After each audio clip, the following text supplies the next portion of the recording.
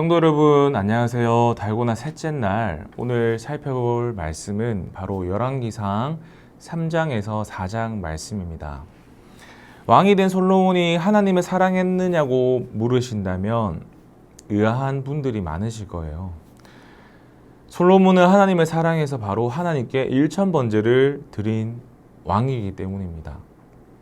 그러나 성경을 찬찬히 보면 권력을 장악했다는 말이 끝나고 나서 바로 나오는 성경의 증언은 솔로몬이 이집트 왕 바로와 혼인관계를 맺고 바로의 딸을 아내로 맞아들였다라는 것입니다.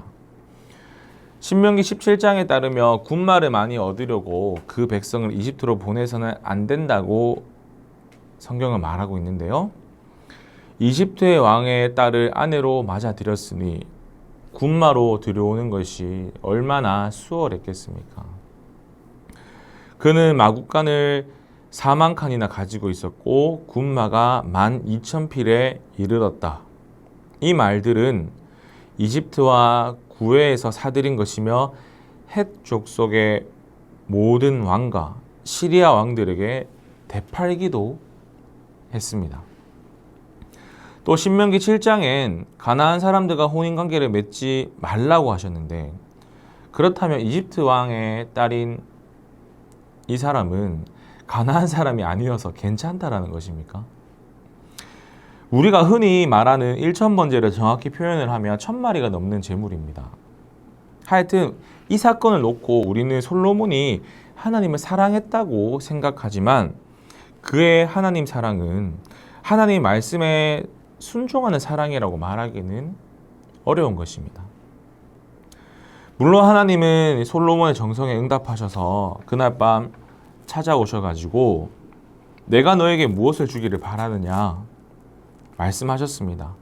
이에 솔로몬은 주의 백성을 재판하고 선악을 분별할 수 있는 지혜로운 마음을 달라고 합니다. 하나님은 솔로몬의 이 요구를 기뻐하시면서 지혜와 함께 그가 구하지 않는 부귀와 영화 그리고 장수를 약속하십니다. 솔로몬은 이 지혜로 유명한 재판을 합니다. 한 아기를 놓고 벌어지는 싸움을 해결하신 것이죠. 자, 여기서 또 한 가지 질문을 던져보면 하나님이 솔로몬에게 왜 나타나셨을까 하는 거예요. 왜 솔로몬에게 지혜와 부귀와 영화와 장수를 약속하셨을까? 솔로몬이 마음에 들어서일까요? 다윗에게 영원한 왕조를 약속하신 하나님은 이집트 왕의 딸을 아내로 맞이하는 솔로몬의 불순종과 함께 일천번제의 정성을 보시고 솔로몬에게 기회를 주신 것입니다. 솔로몬의 지혜와 부귀와 영화 그리고 장수는 우리에게 분명 부러움입니다. 어미새가 먹이를 물어오며 먹이를 달라고 고개를 쳐들고 입을 벌리는 새끼 새처럼 우리도 하나님을 향해 바라봐야 된다는 것이죠. 그래서일까요? 교회 예배당에서는 일천번제의 이름으로 제물이 심심치 않게 드려집니다. 근데 제가 분명히 말씀드리지만 일천번제가 잘못된 것이 아닙니다. 일천번제를 기억하는 그리고 이 일천번제를 드렸던 솔로몬에 대한 우리의 기억은 솔로몬처럼 하나님을 사랑해야지라는 기억이라면 우리의 기억은 수정돼야 한다는 것을 열왕기상 3장의 말씀을 통하여서 살펴보고 있고 제가 말씀을 드리는 것입니다. 계속해서 열왕기상 4장을 살펴보면 솔로몬의 통치 규모와 그 위용을 말하는 대목이 4장에 나옵니다. 제사장과 서기관, 역사기록관, 군사령관, 관리장관, 자문관, 강제노역 책임자의 명단을 말하면서 지방장관 12명을 두어서 한 달씩 왕실에서 쓸 먹을거리를 책임지도록 했다라는 것이죠. 이게 4장 7절에 나오는데요. 우리가 열왕기상을 읽으면서 아 그렇구나 라고 읽을 수도 있지만 저는 이 강제노역 책임자라는 말과 지방장관 12명이라는 말이 마음에 걸렸습니다. 이스라엘 민족은 강제노역에서 해방된 사람들입니다. 다른 말로 히브리인이라고 불리는 이들은 특정한 민족을 말하는 것이 아니라 땅이 없이 떠돌아다니다가 남에게 고용되어 살아가는 사람들을 통칭하는 말이기도 합니다. 하나님은 이들의 고통을 보시고 울부짖음을 들으시고 이들을 해방하셔서 한 민족을 이루게 하셨습니다. 그런 이들이 강제노역 책임자를 두었다. 이것은 자신들의 뿌리를 잘라버렸다는 말이 됩니다. 고통을 받아봤기에 고통을 아는 사람들이 고통을 주는 사람들로 돌변했다는 말이에요. 물론 열왕기상 4장의 말투는 지금 솔로몬의 통치를 자랑하며 이야기하는 것입니다. 그러나 이 자랑이 어쩌면 솔로몬의 통치를 고발하는 것처럼 보이기도 한다는 것입니다. 또 한 가지 솔로몬은 지방장관을 12명이나 두었다라고 하는데 이 지방장관은 솔로몬이 임명한 사람들입니다. 이스라엘 민족은 본래 지파 공동체에서 시작되었으므로 각 지파의 수장이 있는데 따로 지방장관을 두었다라는 것은 지파 공동체의 근간을 뒤흔드는 일이 진행된다라는 뜻입니다. 이 자치권을 무력화시키고 중앙 통제를 강화했다는 말입니다. 강력한 제국이 이집트와 정략 교류를 하고요. 전국을 중앙에서 통제할 수 있도록 지방 장관을 임명한 후에 솔로몬은 무엇을 얘기했을까요? 무엇을 했을까요? 성경은 인구 증과 풍요로움을 이야기합니다. 평화를 이야기합니다. 근데 여기서 평화 이야기 뒤에 등장하는 말씀들을 유심히 살펴볼 필요가 우리는 있습니다. 전쟁을 필요한 마차들을 끄는 말들이 12,000필이고 마구간이 40,000칸이라는 것입니다. 그러면서 솔로몬의 지혜가 뛰어남을 이야기합니다.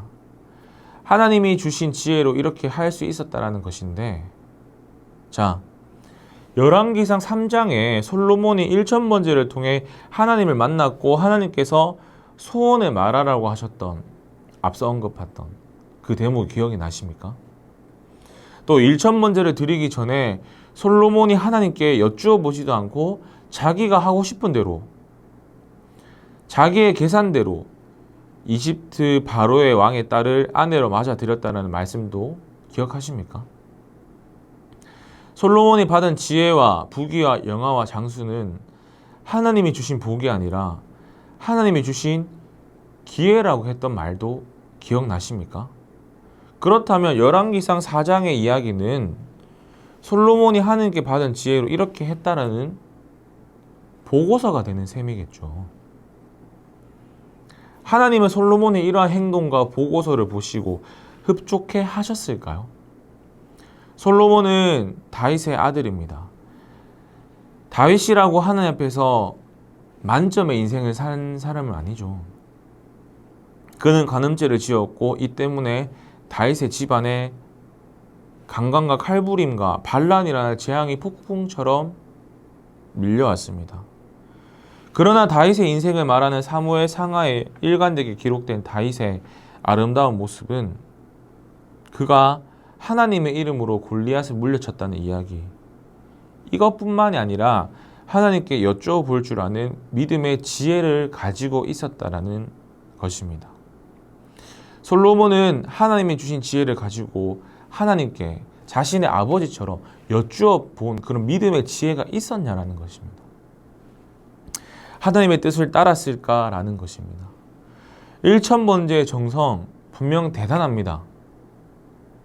하나님을 향한 사랑도 맞고요. 그러나 솔로몬은 소원을 말하라고 했을 때 주의 백성을 다스릴 수 있는 지혜를 달라고 한 것도 분명 훌륭한 것입니다. 그러나 솔로몬은 하나님이 주신 지혜로 하나님의 뜻을 따르지 않았다라는 것입니다. 우리는 여기서 이것을 분명하게 짚고 넘어가야 되고 기억해야 한다는 것입니다. 정략 결혼을 했던 과거의 잘못된 선택을 하나님의 지혜로 바꿔야 되는데 바꾸지 않았다는 것입니다. 지방 장관을 임명함으로써 지파 공동체를 무너뜨립니다. 말과 마차를 많이 소유함으로써 군사력을 강화함으로써 하나님을 의지할 수 있는 그 상황을 무력화시켰다는 것입니다. 강제 노역을 당연시함으로써 하나님의 뜻을 거역했다라는 것입니다. 이제 여러분들에 대해 여쭤보겠습니다. 솔로몬의 통치가 어떻게 보입니까? 권력을 장악하고 하나님의 말씀을 거역하고 내 식대로 통치했던 솔로몬, 하나님은 과연 기쁘게 보고 계실까요? 마무리하겠습니다. 솔로몬은 하나님에게 지혜라는 선물을 은혜로 받았습니다. 그 은혜를 복으로 만들지는 못했습니다. 받은 은혜로 순종했어야 하는데, 받은 은혜로 하나님을 바라봤어야 되는데, 솔로몬의 통치는 은혜를 통한 순종이 아니라 은혜가 있음에도 하나님을 불순종하고 하나님의 기회를 차버리고 자기 뜻대로 했다라는 것입니다. 우리는 열왕기상 3장과 4장을 통하여서 우리의 모습을 바라봐야 됩니다. 하나님께서 복을 주신 거 분명히 감사한 일입니다. 그러나 그것이 하나님께서 솔로몬에게 주신 기회처럼 우리에게도 기회일 수 있다는 것입니다. 오늘 열왕기상 3장과 4장을 통하여서 그것을 깨닫고 우리가 하나님을 바라볼 수 있는 기회를 통하여서 하나님께 전적으로 순종하고 그 은혜에 감사함으로 나아갈 수 있는 범어의 모든 성도인 되시기를 간절히 소망합니다. 감사합니다.